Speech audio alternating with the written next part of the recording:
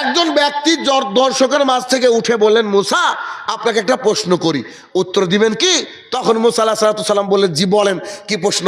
তখন তিনি বললেন, পৃথিবীতে বর্তমানে সবচেয়ে জ্ঞানী মানুষকে, পৃথিবীতে সবচেয়ে বর্তমানে জ্ঞানী মানুষকে? তখন মুসা আলাইহিস সালাম বলছে, জি সবচেয়ে জ্ঞানী আমি মুসা, আমার চেয়ে জ্ঞানী পৃথিবীতে আর কেউ নাই। এই বিষয়টা আল্লাহ সুবহানাহু ওয়া তাআলা নিশ্চয়ই মেনে নেবেন না, কারণ আল্লাহ সুবহানাহু ওয়া তাআলার এটা ভালো লাগেনি। তখন আল্লাহ সুবহানাহু ওয়া তাআলা তাকে থাবা দিয়ে বলেছেন, মুসা তুমি বললে কি তুমি জ্ঞানী? মানে শোনো, আমি তোমাকে একজন ব্যক্তির কাছে পাঠাচ্ছি, তুমি যাও তার কাছে একটু ইলম অর্জন করো। মুসা আলাইহিস সালাম তিনি একজন নবী মানুষ, তিনি নিজেকে কন্ট্রোল করে নিলেন, কারণ ওই সব মানুষই উত্তম যারা ভুল হওয়ার সাথে সাথে কোনো যুক্তি না দেখিয়ে সরাসরি বলে যায়, I am sorry for that, বুঝলেননি, আমি এটা ভুল করেছি, ব্যাস। মুসা আলাইহিস সালামকে আল্লাহ সুবহানাহু ওয়া তাআলা বলে দিলেন যে তুমি একটা মাছ নাও, মাছ, এই মাছটা নিয়ে চলতে শুরু করো, যেখানে তোমার মাছটা হারিয়ে যাবে সেখানে দেখবে একজন ব্যক্তি বসে আছে, তার সাথে কিছুদিন থাকো, ইলম অর্জন করে তুমি ফিরে আসো। আচ্ছা ঠিক আছে। মুসা আলাইহিস সালাম একজন সঙ্গীকে নিলেন। এই সঙ্গীর কথা একটু মনে রাখবেন। কাকে নিলেন? সঙ্গী। ইনি কে এখন বলবো না, বক্তৃতার শেষে এসে বলবো, আপনি তাজ্জব হয়ে যাবেন। দেখেন আল্লাহর উদ্দেশ্যে, ইলমের উদ্দেশ্যে যখন মানুষ রওনা দেয়, আল্লাহ তাকে কত বিখ্যাত করে দেয়। আমি শেষের দিকে এসে বলবো, এখন শুনেন। মুসা আলাইহিস সালাম করলেন কি, তার একজন সঙ্গী নিলেন, সঙ্গীর হাতে একটা ব্যাগ, এখন ব্যাগ, ওই ব্যাগের মধ্যে একটা মাছ পুরে নিলেন। মাছ নিয়ে মুসা আলাইহিস সালাম এবং তার সঙ্গী হাঁটতে শুরু করলেন। অনেক রাস্তা হাঁটতে হাঁটতে হাঁটতে হাঁটতে শ্রান্ত হয়ে একটা পাথর আছে আর এদিকে নদী আছে। পাথর আর নদীর মাঝে তিনি বললেন, মুসা বলছেন আমি একটু বিশ্রাম করি, আমার ভালো লাগছে না, একটু ক্লান্ত লাগছে, একটু ঘুম পারবো। আচ্ছা ঠিক আছে আপনি পারেন। তখন এই ব্যাগটা এরকম সাইডে রেখে দিয়েছে, ওই ব্যক্তিও আছে বসে। মুসা আলাইহিস সালাম পাথরের উপরে মাথা দিয়ে একটু জিরে নিচ্ছেন, একটু ঘুমিয়ে নিচ্ছেন। ঠিক ঘুমে নেওয়ার পর যখন ঘুমটা ভাঙলো, ঘুম ভাঙার পর বলছে এক কাজ করো, চলো আমার আবার চলতে শুরু করি। তিনি বলছেন আমরা আবার চলতে শুরু করলাম। চলতে চলতে ক্লান্ত শ্রান্ত একটা জায়গায় বসে বলছেন, এক কাজ করো তো, ব্যাগে কি খাবার আছে বের করো, আমার খুব খিদে লেগেছে। তখন ব্যাগটাকে খুলে দেখছে ব্যাগের মধ্যে যে মাছ ছিল সেই মাছ নাই। তখন মুসা আলাইহিস সালাম বলছে, আচ্ছা মাছ কোথায় গেল? তখন উনি বলছেন, হো হো, মাছ তো যেখানে প্রথমবার ঘুমিয়েছিলেন, বিশ্রাম করেছিলেন, ওইখানে মাছটা যখন ব্যাগ থেকে বের হলো, ও বর্ণনা করছে, ওইখানে মাছটা যখন ব্যাগ থেকে বের হলো, তো মাছটা পানির মধ্য দিয়ে যে দিক দিয়ে যাচ্ছে ওই দিক দিয়ে গর্তর মতো হয়ে যাচ্ছে, ওই দিক দিয়ে পানি দাঁড়িয়ে যাচ্ছে, ওই দিক দিয়ে পানি আর মিলছে না, একেবারে গর্ত হয়ে গহীনে চলে গেল। আমি এটা দেখলাম, আপনাকে যে বলবো ঘুম থেকে উঠলে, এটা আমি ভুলে গিয়েছি। তখন মুসা আলাইহিস সালাম বলছে, ওরে বেকুব পাগল কোথাকার, তুমি এটা বলনি কেন? আল্লাহ আমাকে পাঠিয়েছে একজন জ্ঞানী ব্যক্তির কাছে, আর যেখানে মাছটা হারিয়ে যাবে সেখানে হচ্ছে জ্ঞানী ব্যক্তি, যেখানে মাছটা হারিয়ে যাবে সেখানে জ্ঞানী ব্যক্তি আছে। তুমি কি বলতে পারো কোথায় কোথায় বিশ্রাম করেছিল? তখন সেই লোক বলছে, আচ্ছা চলেন, কারণ বালির মধ্যে দিয়ে হেঁটেছেন, কখনো বালুর মধ্যে হেঁটেছেন, পায়ের ছাপ বসে না, তো বলছে যে পায়ের ছাপ ধরে ধরে চলেন, রিটার্ন ঘুরে এসে দেখছেন ওখানে একটা চাদর মুড়ি দিয়ে একজন বয়স্ক মানুষ বসে আছে। তিনি গিয়ে বলছে সালাম। তখন তিনি বলছেন, এখানে আবার সালাম কোত্থেকে আসলো, মানে এমন রেগিস্তান জায়গায় এখানে সালাম দেওয়ার লোক কোথায়? তখন তিনি বলছেন, আমি মুসা, আমি আপনার কাছে আসলাম, আমি আপনার সাথে কদিন থাকবো, ইলম অর্জন করব। তখন তিনি বলছেন যে আপনি আমার সাথে টিকতে পারবেন না, ইলম অর্জন করা খুব কঠিন জিনিস। তখন বলছে, আপনার নাম কি খিজির? তো জি আমার নাম হচ্ছে খিজির।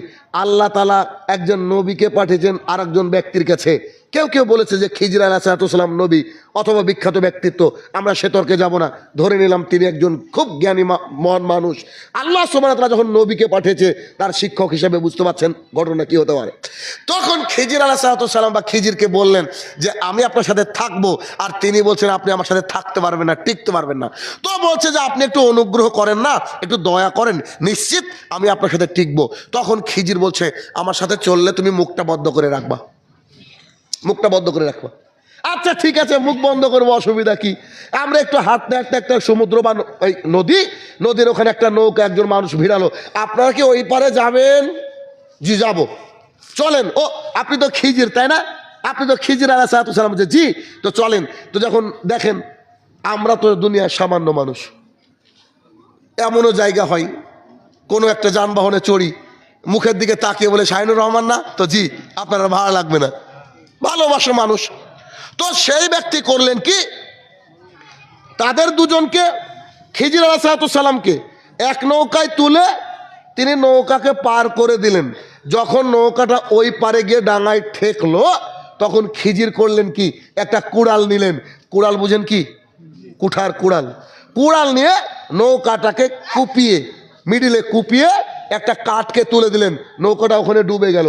এখন খেপে গিয়েছে মুসা আলাইহিস সালাম, বলছে আপনি তো আশ্চর্য লোক, আরে টাকা নিল না, পার করে দিল, কিছু ছিল না, কোনো যানবাহন ছিল না, আপনি এই উপকারী ব্যক্তির আপনি নৌকাটাকে ধ্বংস করে দিলেন, ছি ছি ছি, যে আপনি তো মানুষ সুবিধার না।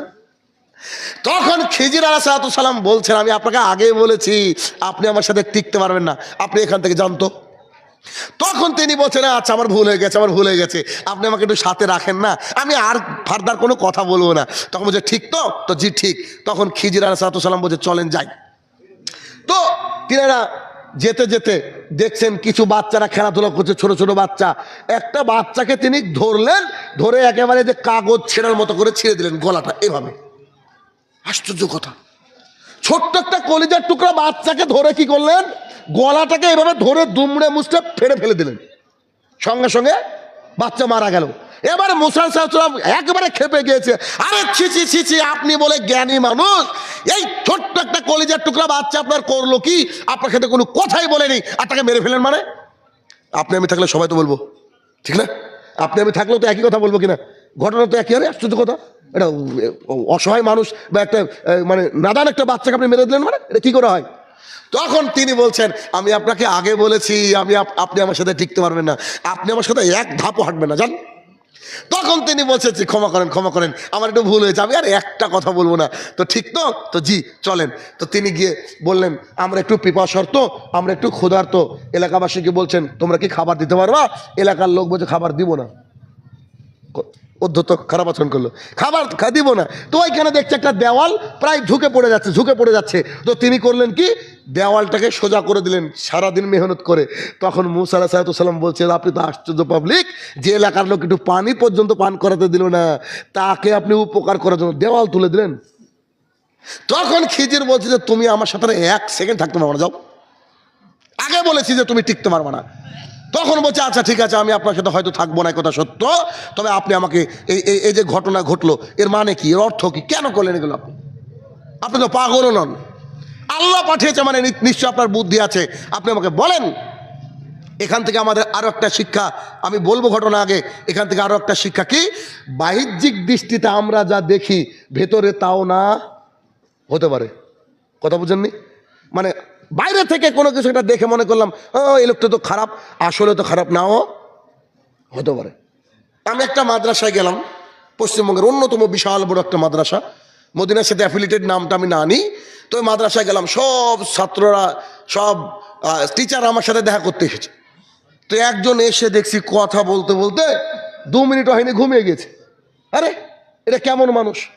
আমি এত দূর থেকে আসলাম আপনাদের মাদ্রাসাকে পরিদর্শন করবো, আমার মাহফিল ছিল অন্য জায়গায় পাশে, তো গ্যারাম বড় বড় মাদ্রাসা বলে, আর উনি এসে 2 মিনিটে ঘুমিয়ে গেলেন।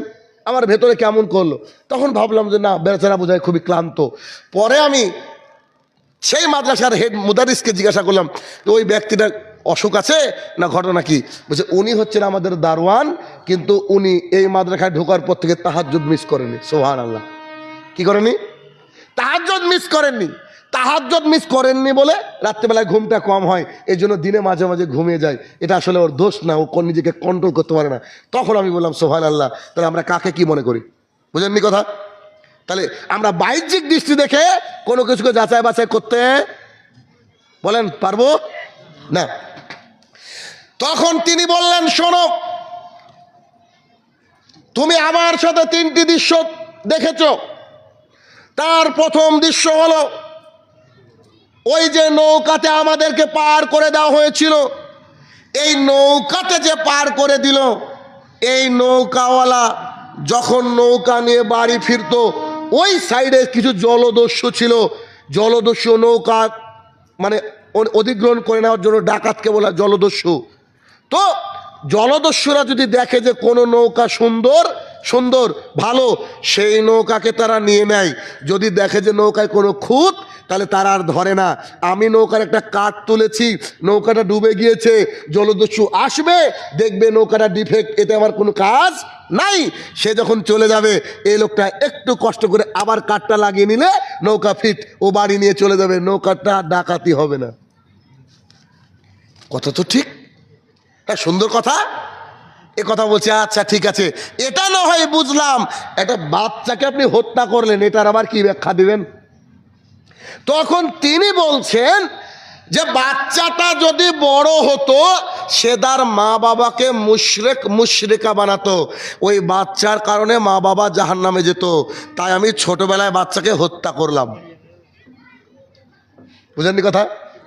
হাদিসটা যখন আমি পড়ছি, তখন আমি একটা জিনিস বের করলাম হিসাব করে, সেটা কি, ওই যে বাচ্চাটা যদি বড় হতো, তাহলে দুজন জাহান্নামে যেত, কজন? তিনজন যেত। কে? ওর মা বাবাকে যদি মুশরিক করতো, তাহলে ও নিজে মুশরিক হতো। বুঝলেন বিষয়টা? তাহলে তিনজন ব্যক্তি জাহান্নামে যেত। কিন্তু যখন খিজির আলাইহিস সালামকে মেরে ফেললো, তখন দুজন জান্নাতি কনফার্ম। বুঝছেন তো? যাকে মারা হয়েছিল সে বাচ্চা, যে ব্যক্তি বালেগ হয়নি, যার 11 বছরের উপরে বয়স হয়নি, সে যে ধর্মেরই হোক না কেন, সে মারা গেলে সেও জান্নাতি। তার মানে এখন তিনজনই জান্নাতি। ওই যে বাচ্চাটাকে মেরে দেওয়া হলো, ও হচ্ছে জান্নাতি। কারণ আমাদের আসল জায়গা কোথায়? আল্লাহ তাআলার কাছে জান্নাত। দুনিয়াতে কোনো হিসাব নেই, ব্যাস যা হবে কিয়ামতের মাঠে। তখন বলছে, ও হো, আমি তো ভাবতে পারিনি এই ঘটনা। তো জি, তখন বলছে, আচ্ছা সেটা না হয় বুঝলাম, যারা আমাদেরকে খাবার পানি দিল না, তাদের দেওয়ালটাকে আপনি উঁচু করে দিলেন, সুন্দর করে দিলেন, মেরামত করে দিলেন, এই ঘটনা কেন করলেন এটা বলেন। তখন তিনি বলছেন, ওই যে দেওয়াল দেখছিলা, দেওয়ালের পাশে কিছু গুপ্তধন ছিল বা জমি জমানি একটা ব্যাপার ছিল, ওটা হচ্ছে এতিমের। ওটা যদি পড়ে যেত, তাহলে এই এতিমের একটা সমস্যা হতো। আমি চাই যে আল্লাহ সুবহানাহু ওয়া তাআলা অসহায়কে সাহায্য করতে বলেছেন, আমি খিজির অসহায়কে সাহায্য করেছি। এই পর্যায়ে মুহাম্মদ সাল্লাল্লাহু আলাইহি ওয়াসাল্লাম যখন হাদিস শোনাচ্ছেন, যেমন আমি শোনাচ্ছি, তিনি তার সাহাবীদেরকে শোনাতে গিয়ে বলছেন, আল্লাহ রাসূল বলছেন, যদি মুসা আলাইহিস সালাম একটু ধৈর্য ধারণ করতো, তাহলে আমরা আরো অনেক কিছু জানতে পারতাম। আল্লাহ রাসূল বলছেন, তিনি ধৈর্য ধারণ করেনি। এরপরে যখন তিনি চলে আসেন, তখন খিজির তাকে ডাক দিয়ে বলছে, মুসা, একটা কথা জেনে রাখেন, আপনি, আমি আর আপনার সঙ্গী যখন নৌকায় আসছিলাম, তখন কি দেখেছেন একটা ছোট্ট পাখি, বাবুই পাখি, ওই যে দোয়েল পাখি আছে না, ছোট ছোট পাখি, এই ছোট্ট পাখিটা নৌকার উপর থেকে পানি পান করছিল, এটা কি খেয়াল করেছিলেন? তো জি, খেয়াল করেছি। ওই ছোট্ট পাখির মুখে যতটুকু পানি উঠছিল, আল্লাহ তাআলা আপনাকে আর আমাকে মিলে অতটুকু জ্ঞান দিয়েছে। আর আল্লাহর কাছে এই যে সমুদ্র দেখছেন, এর চেয়েও বেশি জ্ঞান রয়েছে। তাহলে কেউ যদি বলে যে আমি সব জানি, বুঝে নিতে হবে এ হচ্ছে ইবলিস। বুঝতে পারেননি? এটা বাচ্চার কাছ থেকেও শেখার অনেক কিছু আছে, যদি আমরা শিখতে পারি, যদি আমরা শিখতে পারি, যদি আমরা নিতে পারি। কিন্তু আমাদের সমাজটা হয়ে গেছে উল্টো। আমরা শিক্ষা অর্জন করার জন্য নিজেকে ব্যয় করি না, শিক্ষা অর্জন করার জন্য নিজেকে আমরা রেডি করি না। আমরা শুধু হই হই রই রই, যতটুকু ইউটিউব থেকে 5 সেকেন্ড 10 সেকেন্ডের ভিডিও এখন মানুষ দেখে, 10 সেকেন্ড 15 সেকেন্ড, মানে রিলস দেখে এখন মানুষ, রিলস দেখে নিল। কিন্তু অরিজিনাল তার ইলম অর্জন করতে গেলে যে 1 থেকে 1.5 ঘন্টা 2 ঘন্টার একটা বক্তৃতা শোনার দরকার, এই বক্তৃতা শোনার সময় মানুষের নাই। আচ্ছা আসেন, মুসা আলাইহিস সালাম তিনি এমন একজন নবী ছিলেন, আমি ইলম আলোচনা করছি, এমন একজন নবী ছিলেন, আল্লাহর জমিনে আর দ্বিতীয় কোনো নবী আসেননি যিনি আল্লাহর সাথে কথা বলেছেন। তিনি একজনই হচ্ছেন কে? মুসা আলাইহিস সালাম। মুসা আলাইহিস সালাম, দেখেন আপনাদেরকে যদি আজকে আমি বলি, এই যে এই জমিটার মালিকটা একজন আছে নাকি? জমিটার মালিক একজন আছে। কিন্তু আগামীকালকে সকালবেলায় ধরেন আমার বাবা আমাকে বলছে, বেটা শোনো, বা আপনার এলাকার মেম্বার বলছে যে শোনো, এই জমিটা অ্যাকচুয়ালি শাহিনুর রহমানের বাবার, তখন আমি দখল করার চেষ্টা করবো কি করবো না? এই জমিটা শাহিনুর রহমানের বাবার, এই কথা বললে আমার বুকটা প্রশস্ত হবে। আরে এত বড় জমি না আমার, আমরা জানতাম না, তো ভালোবাসা বাড়বে কি বাড়বে না? আচ্ছা, আমি অন্য ঘটনার দিকে যাবো, তাই বলছি, একটু ভালো করে খেয়াল করবেন। সেটা কি? ইলম দেখেন, মুসা আলাইহিস সালাম দীর্ঘদিন দাওয়াত দিলেন কাকে? ফেরাউন আর তার লোকজনকে। তো ফেরাউন আর তার লোকজনকে দাওয়াত দিতে দিতে দিতে কিছু লোক তার পরে আসলো, তার দিকে আসলো। এখন মুসা মনে করলো যে ফেরাউনকে দাওয়াত দেওয়ার কাজ নাই, একে কত দাওয়াত দিব, যতই দাওয়াত দিই দাওয়াত গ্রহণ করে না। এক সময় তিনি বৃদ্ধ হয়ে আসলেন, তিনি মনে করলেন আমি আমার নিজের যে মাতৃভূমি, আমার নিজের বাবার জমি, সেটা হচ্ছে শাম, আমার নিজের বাবার ভূমি হচ্ছে ফিলিস্তিন, বাইতুল মুকাদ্দাস। যে বাইতুল মুকাদ্দাস নিয়ে পৃথিবী সৃষ্টির পর থেকে ঝামেলা হচ্ছে, এখনো হচ্ছে। ওই বাইতুল মুকাদ্দাস আর কারোর জমি নাই, ওই বাইতুল মুকাদ্দাস আপনার আমার বাবার জমি। কথা বুঝতে পারছেন? আজকের আলোচনা শোনার পর বাইতুল মুকাদ্দাসের প্রতি আপনার এত ভালোবাসা জন্মাবে, আমি বুঝাতে পারবো না কত ভালোবাসা। আপনি দেখেন যে বাইতুল মুকাদ্দাস হিন্দু নিতে চাই, ইহুদি নিতে চাই, খ্রিস্টান নিতে চাই, কেন নিতে চাই? আর বাইতুল মুকাদ্দাস অরিজিনাল কার? আজকে শুনবেন। ইলম দেখেন, মুসা আলাইহিস সালাম দীর্ঘদিন দাওয়াত দিলেন ফেরাউনকে, কাজ হলো না। তো কিছু লোক তার সাথে কি করলো? দাওয়াত নিয়ে হিজরত করতে চাইলেন। মুসা বলছেন চলো আমি আমার বাপদাদার ভূমিতে ফিরবো। তো যখন মুসা আলাইহিস সালাম মিশর থেকে বেরিয়ে আসছেন, মিশর থেকে বেরিয়ে আসতে গিয়ে বলেন তো, সামনে যারা আছেন তারা বলবেন, ফেরাউন কোন নদীতে ডুবে মরেছিল? নীল নদ। ফেরাউন নীল নদে ডুবে মরেছিল। আচ্ছা, এখন আপনাদেরকে একটা কথা বলি। আমার বাড়ির থেকে এখানে আমি আসলাম, আমি যদি বলি যে আমি আমার বাড়ির থেকে আসলাম যমুনা সেতু পার করে, হাসবেন না? হাসবেন না? কথা মনে বোঝাতে পারছি না। যমুনা সেতু কোন দেশে? বাংলাদেশে। যমুনা সেতু, আচ্ছা আমি বাংলাদেশের বর্ডারে থাকি, কথা সত্য। আমার বাড়ির থেকে 1 থেকে 1.5 কিলোমিটার বাংলাদেশের লোকজন দেখা যায়। তো আমার বাড়ির থেকে এই হরিশ্চন্দ্রপুর আসতে কি যমুনা সেতু পড়বে? হাসবেন কি হাসবেন না যদি বলি যে যমুনা সেতু পার করে আসলাম? এতগুলা লোক আমরা বসে আছি, সবাই ভুল জানি যে ফেরাউন কোথায় ডুবেছে? নীল নদে। একেবারে ডাহা মিথ্যা কথা, ডাহা মিথ্যা কথা। ইতিহাস জানি না আমরা, আপনাদেরকে বুঝাই, ভালো করে বুঝেন। এটা হচ্ছে মিশর। কি মিশর? মিশর থেকে ফিলিস্তিনের রাস্তায় নীল নদ পড়ে না। মিশর থেকে ফিলিস্তিনের রাস্তায় কি পড়ে না? আপনি বলছেন যে এখান থেকে বিহারে যাব, তো মুর্শিদাবাদ পার করা লাগবে নাকি? স্বাভাবিক। তো মিশর থেকে যখন মুসা আলাইহিস সালাম এবং তার সঙ্গীরা চলে আসছেন, এসে তিনি লোহিত সাগরের সামনে দাঁড়িয়ে পড়লেন। ইংরেজিতে বলা হয় রেড সি। লোহিত সাগর, মনে থাকবে, বলা যাবে না। লোহিত সাগরের সামনে দাঁড়িয়ে যখন পড়লেন, তখন মুসার সঙ্গীরা বলছে, ও মুসা, আমরা তো ঘেরা পড়ে গেলাম, ওই দেখো দেখো পেছনে ফেরাউনের লোকজন, এবার আমাদেরকে হত্যা করবে। ডানে দেখছে ফেরাউনের লোক, বামে ফেরাউনের লোক, আর পেছনে ফেরাউনের লোক, আর সামনে হচ্ছে লোহিত সাগর। নীল নদ নয়, লোহিত সাগর, রেড সি। তখন তিনি চিৎকার দিয়ে বললেন, অসম্ভব, আমার আল্লাহ তাআলা আমাকে সাহায্য করবেন, নিশ্চিত আমার মাবুদ আমাকে সাহায্য করবেন, আমি আল্লাহর রহমত থেকে নিরাশ হই না। একজন মানুষের, একজন নবীর ইমান কোন লেভেলের হলে চারিদিকে শত্রু, সামনে পার হওয়ার কোনো রাস্তা নেই, তার সামনে দাঁড়িয়ে বলছে আমার আল্লাহ আমাকে সাহায্য করবে। জি, যে আল্লাহ মুসাকে সাহায্য করেছিল, ওই আল্লাহ কি হরিশ্চন্দ্রপুরে মানুষকে সাহায্য করতে পারবে না? শুধু দরকার মুসার মতো ইমান। কথা বোঝাতে পারছে কি? মুসার মতো ইমান। মুসা বলছেন অসম্ভব, ফেরাউন আমার ক্ষতি করতে পারবে না, আমার লোকজনের ক্ষতি করতে পারবে না, আমার আল্লাহ তাআলা আমাকে সাহায্য করবেনই করবে। তবে কি করে করবেন আমি জানি না। আল্লাহ সুবহানাহু ওয়া তাআলা আকাশ থেকে বলছে, মুসা হাতে কি? তো লাঠি, মারো সমুদ্রে। তিনি সমুদ্রে মারলেন, দুই দিকের পানি পাহাড়ের মতো দাঁড়িয়ে গেল। পাহাড়ের মতো যখন পানি দাঁড়িয়ে গেল, তখন মুসা আলাইহিস সালাম এবং তার সঙ্গীরা পার হয়ে চলে গেলেন লোহিত সাগর। আর একবার, এটা হচ্ছে মিশর। এটা কি? মিশর। মিশর থেকে দীর্ঘ রাস্তা হাঁটার পরে কি পড়ছে? লোহিত সাগর।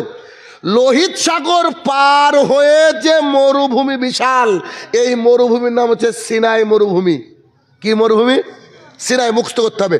সিনাই মরুভূমি। সিনাই মরুভূমির উপরে তারা যখন অবস্থান করছেন, এখন ফেরাউন মনে করলো আরে আল্লাহ তাআলা তো রাস্তা করে দিলেন সমুদ্রের মধ্য দিয়ে, আমি আমার লোকজন নিয়ে গিয়ে মুসাকে সাইজ করব। তখন তারা সবাই নেমে পড়লো। আল্লাহ তাআলা দুই দিকের পানিকে বললে তোমরা জোড়া লেগে যাও। পানি যখন জোড়া লেগে গেল, তখন ফেরাউন ডুবছে আর বলছে আমি মুসার রবের প্রতি ঈমান আনলাম। কি বলছে? মুসার রবের প্রতি ঈমান আনলাম। এখন কি ঈমান কাজে লাগবে? টাইম ইজ ওভার, কোনো কাজ নাই। ফেরাউন ডুবে মরলো নীল নদে নয়, ফেরাউন ডুবে মরলো লোহিত সাগরে। এবার দেখেন কত সুন্দর, আপনি বুঝতে পারবেন। লোহিত সাগর পার করে মুসার সাথীরা উঠলো কোথায়? সিনাই মরুভূমিতে। কোথায়? সিনাই মরুভূমিতে। তবে মুসার সাথীরা একটু শয়তান টাইপের ছিল। কথাটা শুনতে খারাপ লাগলো, এই কথা সত্য। কেন? বারবার মোজেজা দেখেছে আল্লাহর তরফ থেকে, তারপরে একটু বিপদে পড়লে ওরা একটু মানে ঈমান তাদের কমে যেত, আর ওরা বলতো মনে হয় বিপদে পড়ে গেলাম। তিনারা তো উদ্ধার হলো। বলেন তো এটা কম বড় মোজেজা যে সমুদ্রের মধ্যে দিয়ে আল্লাহ রাস্তা করে দিয়েছে? পীর সাহেবের কোনো কেরামতি নাই, তারপরে পীর সাহেবের পেছনে আমরা ছুটে বেড়াই। একজন নবীর কত বড় আল্লাহ তাআলা মানে মোজেজা দেখে দিলেন। উপরে উঠার পরে মুসার সঙ্গীরা বলছে খিদে লেগেছে, খাবারের ব্যবস্থা করো। তোমরা আল্লাহকে বলো খাবার দিতে। কেন বললাম শয়তান? বুঝতে পেরেছেন? সঙ্গী সাথীগুলা বেশিরভাগই খারাপ ছিল, প্রমাণ পাবেন। দেখেন তো মুসা আলাইহিস সালাম আল্লাহ তাআলাকে বললেন হে আমার প্রতিপালক, যে কটা লোক আমার সাথে ঈমান এনেছে এরা বোধহয় খাবার না পেলে যে কি করবে। অনেক মানুষ আছে পেটুক, আছে না? আছে না নাই? শোনেন, খাবার খাওয়ার ব্যাপারে শরীয়তকে মেনটেন করা উচিত। আমি 300 কিলোমিটার দূর থেকে আসলাম মানে আমাকে 10 খান রুটি খেতে হবে? আমি 3 খানা রুটি খেলাম, তো ভাইরা বলছে যে আপনি এইটুকু খান। তা বললাম যে বক্তৃতা দেবো সুন্নাহ মোতাবেক, আর খাবো গরুর মতো? আল্লাহ রসুল বলেছেন পেটকে 3 ভাগ। এটা হাদিস জানেন না? এদিকে যাচ্ছি না, অত পেটকে খালি রেখে খাবার খেতে হবে, এটা সুন্নাহ। আসেন এবার। তখন আল্লাহ সুবহানাহু ওয়া তাআলার কাছে মুসা আলাইহিস সালাম কি করলেন? দোয়া করলেন, আল্লাহ হে আমার প্রতিপালক, আমাদের জন্য খাবারের ব্যবস্থা করেন না, আমাদের জন্য খাবারের ব্যবস্থা করেন না। তখন আল্লাহ সুবহানাহু ওয়া তাআলা আকাশ থেকে, আসমান থেকে, জান্নাত থেকে 2টো খাবার পাঠিয়েছিলেন। কে নাম বলতে পারবে? মান্না ও সালওয়া। ঐতিহাসিকগণ ব্যাখ্যা করছেন মান্না ও সালোয়া হচ্ছে এক ধরনের পাখির কলিজা ভুনা বা গোস্ত, আর হচ্ছে আপনার ওই যে মাশরুম আছে এরকম কিছু, সোজা শর্টকাট কথা জান্নাতি খাবার। আচ্ছা বলেন তো, মুসা আলাইহিস সালামকে আল্লাহ সুবহানাহু ওয়া তাআলা ফেরাউনের কবল থেকে বাঁচালেন, তার সঙ্গীদেরকে পানির মধ্যে দিয়ে রাস্তা করে দিলেন, আল্লাহ আসমান থেকে খাবার পাঠালেন। এবার আপনি কল্পনা করতে পারছেন সেই নবীকে ছেড়ে দেওয়ার কোনো মানে হয়? ছেড়ে দেওয়ার মানে হয়? আচ্ছা, তখন তিনারা ওখানে এরা তাবু করলেন, জায়গা করলেন। জায়গা করার পরে এখন মুসা তার ভাই হারুনকে বলছে, ভাই তুমি এই লোকগুলাকে একটু দেখে রাখো, আমি একটু তুর পাহাড়ে যাব। সিনাই মরুভূমির উপরে তুর পাহাড়। কি পাহাড়? এবার একেবারে ক্লিয়ার লাগছে না? দেখেন আবার একবার। মিশর রাস্তা ধরে কি লোহিত সাগর, লোহিত সাগরের পরে বিশাল বড় একটা মরুভূমি, নাম কি? সিনাই মরুভূমি। আর সিনাই মরুভূমির মধ্যে একটা পাহাড় আছে, নাম তুর পাহাড় বা সুরমা পাহাড়, যে পাহাড়ে মুসা বলেছিল আল্লাহ তোমাকে আমি দেখতে চাই। এবার ক্লিয়ার হচ্ছে বিষয়টা? দেখেন তখন মুসা আলাইহিস সালাম আল্লাহ তাআলার সাথে কথা বলার জন্য চলে গেলেন তুর পাহাড়ে। এবার আপনি পড়েন না অতুরিও সিনিন, পড়েন কি পড়েন না? এই যে সিনাই তুর। এবার দেখেন ক্লিয়ার হচ্ছে। তো তিনি সিনাই পর্বতের উপরে, ওই তুর পাহাড়ের উপরে, সিনাই মরুভূমির তুর পাহাড়ের উপরে চলে গেলেন। তিনি সেখানে 40 দিন অবস্থান করলেন। 40 দিন অবস্থান করে আল্লাহ তাআলা নাজিল করে দিলেন তাওরাত। আমাদের যেমন কোরআন, আল্লাহ তাআলা আগেও গ্রন্থ নাজিল করেছেন, তাওরাত, জাবুর, ইনজিল, আর Quran is the final destination. এরপর আর কোনো কিতাব আসবে না। তাওরাতকে নাজিল করে দিলেন। এখন মুসা আলাইহিস সালাম খুব খুশি। আল্লাহর ওখানে অনেক কাহিনী ছিল, লম্বা করলাম না। মুসা আলাইহিস সালাম খুব খুশি হয়ে তাওরাতকে নিয়ে চলে আসছেন আল্লাহর তরফ থেকে। আল্লাহর তরফ থেকে তাওরাতকে নিয়ে এসে দেখছেন যে তার কম, তার জাতি একটা বাছুরকে নিয়ে পুজো করা শুরু করেছে। শুরুতে একটু আগে বললাম না যে ওর কম ছিল বদমেশ। কেন বলেছি বুঝতে পেরেছেন? একজন নবীর সাথে থাকার পরে মানুষ শিরক করে কি? অথচ তারা করেছিল, তারা তাদের নবীর সাথে এই আচরণ করেছে। কোরআনুল কারীমের মধ্যে এক জায়গায় দাড়ির কথা আছে, এক জায়গায়, সেটা কি জানেন? মূসা আলাইহিস সালাম তার ভাই হারুনকে দাড়ি ধরে টেনে বলছে, তুই কি করেছিস? তোকে যে পাহারাদার নিযুক্ত করলাম আমি, মাত্র 40 দিন নাই, আর 40 দিনের মধ্যে শিরক করা শুরু করে দিয়েছে। এই তোর যাতেই তুই খেয়াল করিসনি, দাড়ি ধরে থেকে তাকে মারতে শুরু করলো। এই হচ্ছে দাড়ির কথা, একবার আছে কোরআনে। তাহলে কি? তখন বলছে জাতি আমার কথা শুনেনি, তারা বাছুর পূজা করা শুরু করেছে। তখন মূসা আলাইহিস সালাম খুব রেগে গেলেন। রেগে যাওয়ার পর তখন মূসা বলছেন, শোনো, আমরা এই যে কিছু দূরে আছে ফিলিস্তিন, ফিলিস্তিন আমাদের বাবার জমি, আমাদের দাদার জমি, এই ফিলিস্তিনকে আমরা বিজয় লাভ করব, ফিলিস্তিনের সাথে মানে আমরা যুদ্ধ করব, যুদ্ধ করে যারা বাইতুল মুকাদ্দাসকে দখল করে আছে এই বাইতুল মুকাদ্দাস আমরা অধিগ্রহণ করব এবং সেখানে আমরা কি করব? অবস্থান করব। তখন লোকজন কি বলেছিল জানেন? তার লোকজন কি বলেছিল? মূসার সাথীরা বলেছিল, আপনি আর আপনার আল্লাহ যুদ্ধ করেন গা। কি বলেছিল? বুঝতে পেরেছেন? আপনি আর আপনার আল্লাহ যুদ্ধ করেন গা, আমাদেরকে ডাকতে আসেন না। এইখানে মূসা আলাইহিস সালাম আল্লাহর দরবারে দোয়া করেছিলেন, আমি ফেলিওর, আমি আর পারলাম না, মানুষকে কতবার বোঝাই, আল্লাহ তুমি এবার দেখো। এই বক্তৃতার মধ্যে তিনাকে প্রশ্ন করা হয়েছিল পৃথিবীর সবচেয়ে বুদ্ধিমানকে, তিনি বলেছিলেন আমি তার ঘটনা আপনাকে শোনালাম আগে, এবার বুঝেন। আল্লাহ তাআলা তাদেরকে একটা আযাব দিয়ে দিল। কি দিল? তার জাতিকে কি দিল? আযাব দিয়ে দিল। মূসার সাথে তিনি কাকে পেলেন? তিনার ভাই হারুন আর আরেকজন ব্যক্তিকে পেয়েছিলেন, যে ব্যক্তির নাম আমি গোপন করেছি বলিনি। ওই যে ব্যক্তিকে নিয়ে মাছ নিয়ে গিয়েছিল, মনে পড়ছে? আচ্ছা, এবার দেখেন, এই পর্যায়ে দাঁড়িয়ে রাসূল সাল্লাল্লাহু আলাইহি সাল্লাম বলছেন, ও মক্কা মদিনাবাসী, তোমরা শোনো, আমার ভাই মূসার কবর এমন জায়গায় আছে, আজকে আমি যদি বাইতুল মুকাদ্দাসে দাঁড়িয়ে থাকতাম তাহলে নিশ্চিত আমি তোমাদেরকে আমার ভাই মূসার কবর দেখাতাম। হাজার হাজার বছর আগে ঘটে যাওয়া ঘটনা আল্লাহ রাসূল সাল্লাল্লাহু আলাইহি ওয়াসাল্লাম নিজে হাতে দেখাচ্ছেন যে আমি থাকলে দেখাতাম। এবার ওই যে মূসা আলাইহিস সালামকে আল্লাহ তাআলা কোথায় পাঠিয়েছিলেন? খিজিরের কাছে জ্ঞান নিতে। জ্ঞান নিয়ে আসার পর তিনি আল্লাহ দরবারে দোয়া করলেন, আল্লাহ আমি বুড়ো হয়ে গেছি, বৃদ্ধ হয়ে গেছি, আমাকে তুমি আমার কবরটা বাইতুল মুকাদ্দাস থেকে ঢিল ছোড়ার দূরত্বে দিও। কোথায় দিও? তাহলে যেখানে ফিলিস্তিন, সেই ফিলিস্তিনের পাশে কার কবর বলেন? আজকেও আছে মূসা আলাইহিস সালামের কবর হচ্ছে ফিলিস্তিনের পাশে, কারণ ওটা আমাদের বাবার জমি, ওটা আমাদের বাবার জমি। এবার দেখেন, মূসা আলাইহিস সালামের মৃত্যু হয়ে গেল। মূসা আলাইহিস সালামের সঙ্গে একজন ব্যক্তি গিয়েছিলেন, নামটা এখনো না বলি, আল্লাহ সুবহানাহু ওয়া তাআলা তাকে নবী বানিয়ে দিলেন। আল্লাহ সুবহানাহু ওয়া তাআলা কি করলেন? তাকে নবী বানিয়ে দিলেন। তিনি ঘুরে আসলেন ওই চরে। কোন চরে? সিনাই। আল্লাহ তাআলা তাদেরকে কি আযাব দিয়েছিল শুনবেন? 40 বছর আল্লাহ সুবহানাহু ওয়া তাআলা তাদেরকে ওর মধ্যে পাগল করে রেখেছিল। তার মানে এরা শুধু মাথা চুলকাতো আর ঘুরে বেড়াতো, মানে ওই মরুভূমির মধ্যে। আল্লাহ তাআলা আযাব কত ক্যাটাগরি চিন্তা করেন, এদেরকে পাগল করে রেখেছিল, মানে খালি গোটা মরুভূমি খালি ঘুরে বেড়াতো, গোটা মরুভূমি ঘুরে বেড়াতো, আর কিছু বুঝতো না। 40 বছর আল্লাহর গজব যখন নাজিল হলো, তখন মূসার সঙ্গী ফিরে এসে বলছে, আমরা বাইতুল মুকাদ্দাসের সাথে যুদ্ধ করে বাইতুল মুকাদ্দাস আমরা দখল করব, তোমরা কি রাজি আছো? 40 বছর আযাব পাওয়ার পর সাইজ হয়ে গেছে, বলছে আমরা সবাই রাজি। বলেন বলেন কি করতে হবে? কথা কি বুঝাতে পারছি? আমরা সবাই রাজি,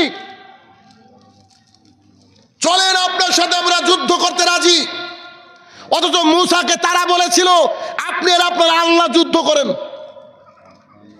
এই ব্যক্তির নাম ছিল, এই নবীর নাম ছিল ইউসা ইবনে নুন। কি নাম ছিল? একটা এত মারাত্মক ঘটনা আছে, এটা বলবো আমি সামনে। পৃথিবীর ইতিহাসে কোনোদিন ঘটে না, আর ঘটবেও না। কি ঘটেছিল শোনেন। ইউসা ইবনে নুনের নেতৃত্বে সমস্ত মানুষ যারা পাগল হয়েছিল আল্লাহ সুস্থ করে দিল, তাদেরকে নিয়ে বাইতুল মুকাদ্দাস লড়াই মানে দখল করার লড়াইয়ে নেমে পড়লো। তুমুল যুদ্ধ, তুমুল যুদ্ধ, তুমুল যুদ্ধ। আমার গায়ের লোমবার বা দাঁড়িয়ে যাচ্ছে এই কথাটা মনে পড়ে। দেখেন আপনারও কি হয়, তুমুল যুদ্ধ হচ্ছে।